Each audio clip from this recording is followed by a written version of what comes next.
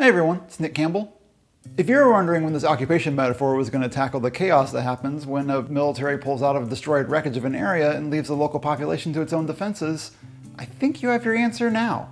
But I'm bored talking about how the show likens armed fundamentalists to mindless shambling villains whose army can be exponentially grown because new foot soldiers are easily converted from the contagion within us all. I'd much rather talk about how teens break stuff.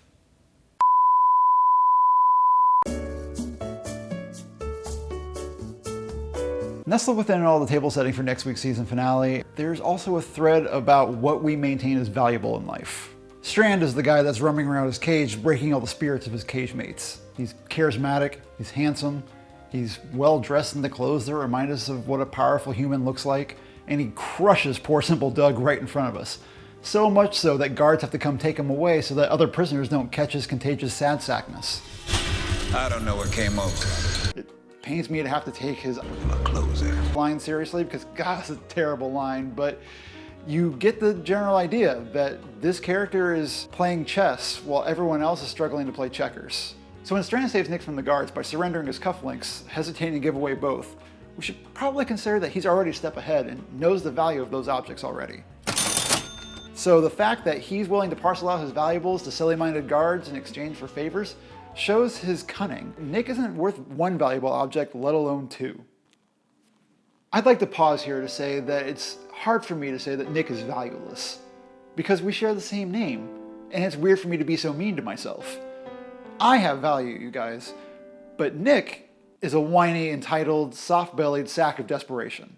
A sack of desperation that Strand hopes to shape into something useful for this new world that's completely shifted what it means to be wealthy, and where you can't really survive if you're just hoarding Bulgari watches. So why Nick? Because Strand knows that a heroin addict that's been able to make it this far will know how to weave between the apocalyptic disasters and the collapsing civilization in order to survive. He is willing to lie, beg, cheat, and steal. He knows underground ways in order to survive on nothing. And most importantly, he's a conditioned manipulator. You're gonna want someone that has an instinct to be a piece of crap. And what you don't need is to be weighed down by pretty things that don't contribute to your survival. Worse, you don't want to be burdened with the attitude that those pretty things actually mean something. And this is where the teens come in. Have you no respect for private property? Is that your bike? I'll ask the questions. First, I'd like to commend the show for showing that Alicia actually has a sense of humor. She was sinking so far into that humorless, oft-disgusted teen girl trope, but she's playful with Chris. Funny, even. I know just last week I was happy to see her deal with the feelings regarding her zombied boyfriend, but now I'm pleasantly surprised to see her do something else. Whatever, I'm complicated. I don't know if there's a term for what Alicia and Chris are to each other, especially since Travis and Maddie aren't married, and Alicia isn't Travis's kid anyway. There isn't a law against what Chris is doing, but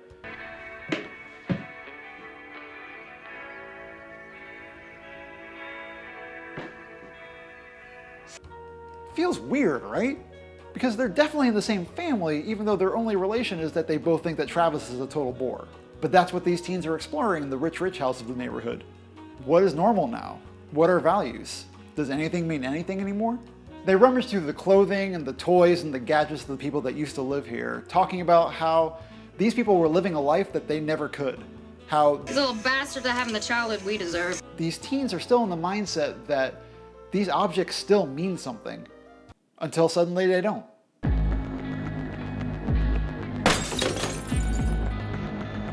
Still in their tuxedo and gown, they tear the place to shreds. It's probably cathartic for the characters to bust paintings that they could never own and shatter a crystal that no one would ever gift them. It's a revenge of sorts on people that live well. But for us as viewers, this is just more emphasis on how little this all means. The teens are metamorphosing from petty kids to people who understand that the life led by these rich people is now meaningless, that these comfortable shells are now broken, and that the pretty status symbols that they wear are reduced to nothing when they're worn awkwardly by children. Due to the chaos in their lives and the coming anarchy, this home is going to be reduced to nothing more than a flophouse with lots of shinies. Then to compound the pettiness of the military, Alicia and Chris, upon leaving the house, notice that there are a bunch of Hummers zooming around the streets collecting things. Bicycles and cases of good old Heisler beer and other things from other houses. They're not on patrol. They're treating the neighborhood like supermarket sweep. So if there's anything that we learn from this episode is that there are precious few things that are supporting the artifice of our society. And just like the company that was charged with taking Travis to the field hospital and then bolted as soon as their commanding officer was swallowed by the thrall of ghouls, the removal of key Jenga pieces from that orifice is going to make the whole thing topple. So now nothing means anything, and Cobalt's ready to ensure that anarchy will ensue before the end of the season. We find ourselves on a fast track to Rick and the Gang territory. By starting 6 months earlier, we got a glimpse into a world before it fell down. But now that the world is falling down, how will the show differentiate itself? Will Strand and Nick and Liza create something new? Or is there a different step to Cobalt than just the military saying, bye? I'm curious to see what this show does in its final episode that makes it different from The Walking Dead. It does have one thing going for it, which is that it can't be any worse than this. Thanks for watching. This week I'm surprised.